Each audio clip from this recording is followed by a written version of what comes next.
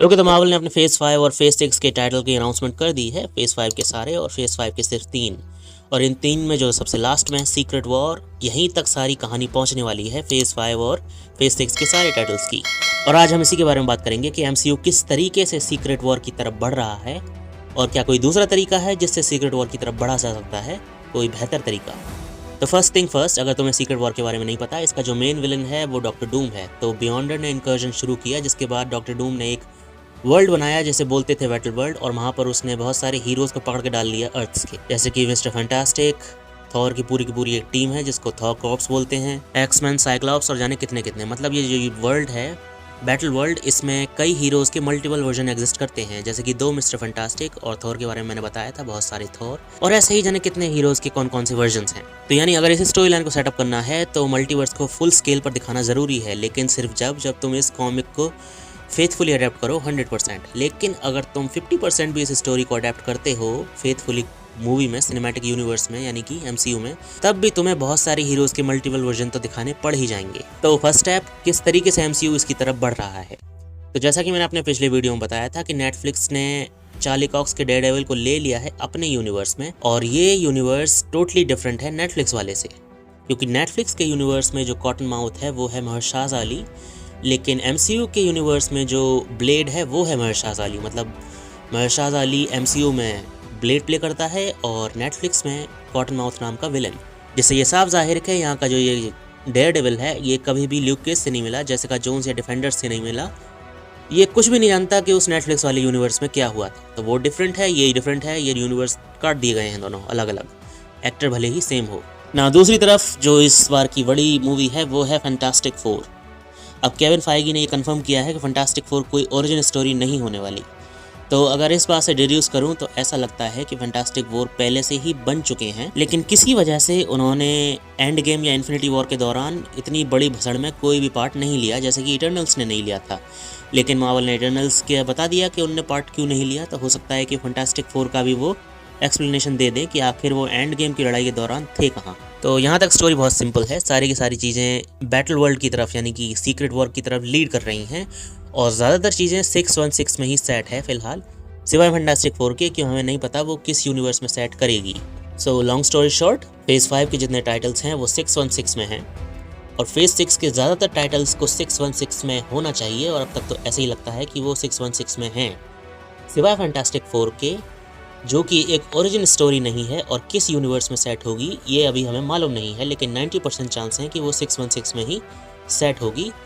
और अब तक फैंटास्टिक 4 क्या कर रहे थे ये चीज़ भी उसमें एक्सप्लेन कर दी जाएगी। नाउ बैटल वर्ल्ड का जो मेन विलन है वो है डॉक्टर डूम, और डॉक्टर डूम की ये रूमर आ रही है कि उसे वकांडा फॉरएवर में दिखाया जा सकता है, और मुझे लगता है कि अगर दिखाया भी जाएगा तो फिर शायद क्रेडिट सीन में दिखाया जाएगा। तो हाँ, एमसीयू ने अभी से बीज बोना शुरू कर दिया है सीक्रेट वॉर के, और वो ठीक डायरेक्शन में जा रहा है। अब ज़रा दूसरे डायरेक्शन की बात कर लेते हैं, जो मुझे लगता है कि बेहतर डायरेक्शन हो सकता था। तो जैसा कि मैंने बताया कि नेटफ्लिक्स के यूनिवर्स को एमसीयू ने काट के फेंक दिया है खुद में से अलग, जो कि उनकी तरफ से एक अच्छी चॉइस है, लेकिन इससे बेहतर होता कि ब्लेड की मूवी को एक डिफरेंट यूनिवर्स में सेट कर देते। मतलब ब्लेड की जो फ्रेंचाइज है वो बहुत ही ज़्यादा डिफरेंट है, जो भी अब तक हम देखते आ रहे हैं, मतलब वैम्पायर्स, हाफ वैम्पायर्स और जाने क्या क्या। तो ये सब चीज़ों को एक डिफरेंट यूनिवर्स में सेट करना ज़्यादा बेहतर रहता, क्योंकि अगर तुम ऐसा करते तो जो नेटफ्लिक्स का यूनिवर्स है उसे अपने आप से काटने की ज़रूरत नहीं पड़ती, तुम उसको भी एमसीयू में रख सकते थे। लेकिन अब तुम ऐसा नहीं कर सकते, क्योंकि तुमने ऐसा किया और ब्लेड को भी यूनिवर्स 616 में ही बना दिया, जो कि ऑब्वियसली वो है भी, जैसा कि हम इटर्नल में जो हमने लास्ट वॉइस सुनी थी वो ब्लेड की ही थी, डेन विटमैन से, जो कह रहा था कि क्या तुम तैयार हो इसके लिए। तो अब एक यूनिवर्स में 2 डबल रोल तो नहीं हो सकते ना, क्योंकि नेटफ्लिक्स में तो ब्लेड वाला एक्टर कॉटन माउथ है और यहाँ पर वो ब्लेड है। इसलिए मुझे लगता है कि ब्लेड की मूवी को एक अल्टरनेट यूनिवर्स में सेट होना ज़्यादा लॉजिकल होता, और इसके क्या फ़ायदे होते ये भी मैं आगे बताऊँगा। अब दूसरी तरफ आ जाते हैं, दूसरी मूवी है हमारी फैंटास्टिक 4, जो कि एक ओरिजिन स्टोरी नहीं है, जैसा कि मैं पहले बता चुका हूँ। अब एंड गेम के टाइम पे ये कहाँ थे ये मार्वल एक्सप्लेन कर ही देगा, लेकिन इस मूवी का भी दूसरे यूनिवर्स में ही सेट होना एक बेहतर चॉइस है। अब पता नहीं है एमसीयू इसे दूसरे यूनिवर्स में सेट करेगा या नहीं करेगा, लेकिन लेट्स जस्ट अस्यूम कि ये दूसरे यूनिवर्स में सेट कर देता है। तो इसके साथ सिर्फ एक छोटी सी प्रॉब्लम जो क्रिएट होती है वो ये है कि अगर ये दूसरे यूनिवर्स में सेट करता है तो फिर बेहतर होता कि ये एक ओरिजिन स्टोरी होती, लेकिन केविन फाइगी ने कंफर्म किया है कि फैंटास्टिक 4 ओरिजिन स्टोरी नहीं है, तो फिर चलो मान लेते हैं कि दूसरे यूनिवर्स में सेट होने के बाद भी ये ओरिजिन स्टोरी नहीं है, हम इनका बीच में से देखेंगे कि आखिर इनके एडवेंचर्स क्या हैं। तो इस तरीके से अगर मार्वल चलता तो हमारे पास करंटली 3 यूनिवर्स होते। पहला MCU का 616 यूनिवर्स, दूसरा वो यूनिवर्स जिसमें तुम ब्लेड को सेट करते, करा नहीं है लेकिन करते, ताकि नेटफ्लिक्स का यूनिवर्स भी 616 में रह सके, और तीसरा वो यूनिवर्स होता है जिसमें तुम फैंटास्टिक फोर को सेट करोगे शायद, जिसके चांसेस बहुत ज़्यादा कम हैं। अब ये 3 यूनिवर्सेस और इल्यूमिनाटी वाली अर्थ का जो यूनिवर्स था 838 डॉक्टर स्ट्रेंज 2 में दिखाया था जो, इसको भी मिला लो तो फिर 4 यूनिवर्सेस हो जाते हैं करंट सिनेमैटिक यूनिवर्स में MCU के। अब तुम सोचोगे कि 4 यूनिवर्सेस का फ़ायदा क्या है। अब 4 यूनिवर्सेस का फ़ायदा ये है कि तुम डिफरेंट यूनिवर्स में डिफरेंट स्टोरीज को सेटअप कर सकते हो बिना किसी भसड़ के कि वो किसी तरह का प्लॉट होल या परेशानी क्रिएट करेगी तुम्हारे मेन यूनिवर्स में। मतलब ब्लेड वाले यूनिवर्स में चाहो जो स्टोरी सेट कर लो कि वहाँ पे आयरन मैन गुंडा था, फैंटास्टिक फोर है ही नहीं, उसका कोई भी असर नहीं पड़ेगा 616 पे। और अर्थ 383 में जिसमें इल्यूमिनाटी रहते हैं उसको भी अगर तुम आगे बढ़ाने की कोशिश करो तो जो चाहे वो स्टोरी सेट कर सकते हो उसमें। अब मान लो कि 3 यूनिवर्सेस जो हैं, मतलब ब्लेड वाला, 616 वाला और फैंटास्टिक फोर वाला, इनको डिफरेंटली सेपरेटली दिखाया जाता है। हम सब की कहानी में एक एक करके एंगेज करते हैं, उस यूनिवर्स में अलग एंगेज करते हैं, ब्लेड के यूनिवर्स में अलग एंगेज करते हैं, और 616 वाले यूनिवर्स में तो अब तक एंगेज करते हुए आ ही रहे हैं। तो जब ये स्टोरी लाइन सीक्रेट वॉर में जाके मिलेंगी, मतलब मान लो कि सीक्रेट वॉर में ये तीनों के तीनों यूनिवर्सेस एक जगह पर आ जाते हैं, हमारे फैंटास्टिक फोर जो दूसरे यूनिवर्स में सेट हैं वो ब्लेड से मिल जाते हैं, ब्लेड इस यूनिवर्स के नए वाले कैप्टन अमेरिका यानी कि कैप्टन फैल्कन से मिल जाता है।